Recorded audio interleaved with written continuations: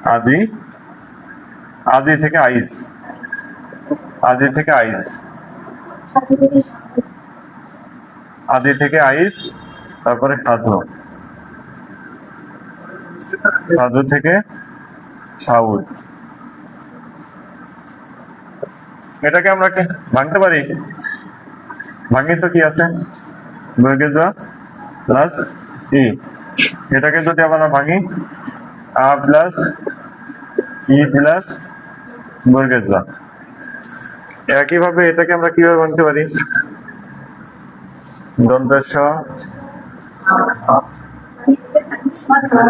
ধ প্লাস রস্য উ। এটাকে ভাঙলে দন্তস্ব আ প্লাস উ প্লাস ধ। এবার আমরা কি পরিলক্ষিত হচ্ছে, পরের ইকার বা উকার, এই যে উকার, পরের রস্বইকার ও রস্য উকার যদি আগে উচ্চারিত হয়, পরের শব্দতে কি হচ্ছে, এই ধর পরে ছিল না, এই ধর পরে, এটা আগে গেছে, আবার বর্গের ধর পরে ছিল না, এটা আগে আসছে। এটাই যদি উচ্চারিত হয় তাহলে হচ্ছে এটি অপিনিহিতি। বুঝা গেছে? তাহলে আপনি যদি একটা শব্দ ভাঙেন তাহলে পরে বুঝতে সুবিধা হচ্ছে না? এই শব্দটা না ভেঙে আজি আইজ, অনেকেই অনেক অভিজ্ঞ এবং সিনিয়র শিক্ষকগণ আছে এইভাবে ডাইরেক্ট পড়ান, হ্যাঁ। কিন্তু আমি যারা দেখেছি যে কিছু কিছু খুব সুন্দর এবং দক্ষ শিক্ষকগণ আছেন, তারা এভাবে ভেঙে পড়ান, তাহলে বুঝতে সুবিধা হবে। হ্যাঁ, যে ব্যাকরণ হচ্ছে আপনি যত ভেঙে ভিতরে গঠনগত বিষয়গুলো জানবেন, ব্যাকরণ তত সহজ। আর ব্যাকরণ মুখস্থ করলে আপনি ধরা খাবেন। ব্যাকরণ হচ্ছে অঙ্কের মতো মার্ক, ঠিক আছে? আর যেগুলো মুখস্থ থাকে সেগুলো মুখস্থ। তাহলে অপিনিহিতি ক্লিয়ার। আমরা ওই যে সরলোপ পড়েছিলাম শেষেরটা, সরলোপের শেষেরটা কি ছিল? আজি আজ। এখানে কনফিউশন বাড়তে পারে।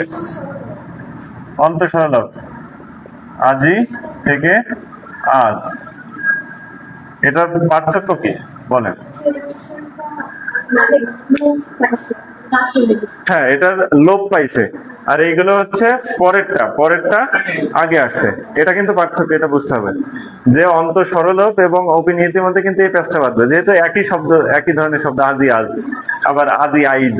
হ্যাঁ, এই কনফিউশনটা যাতে ক্লিয়ার হয়, তাহলে এই সরলোপ হচ্ছে লোপ পাবে, আর এটা হচ্ছে স্থান পরিবর্তনও ধরতে পারেন, যে উচ্চারণের স্বার্থে যে ইকার ও উকার আগে উচ্চারিত হবে। ঠিক আছে?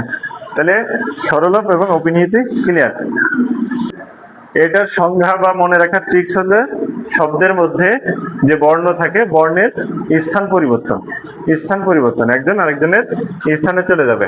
এই দুইটা শব্দকে আমরা লক্ষ্য করলে বেশি বুঝতে পারি। সেটা হচ্ছে লাভ ছিল, ফাল হয়েছে, আগেরটা পরে গেছে, পরেরটা আগে গেছে, এরকম হয়েছে না?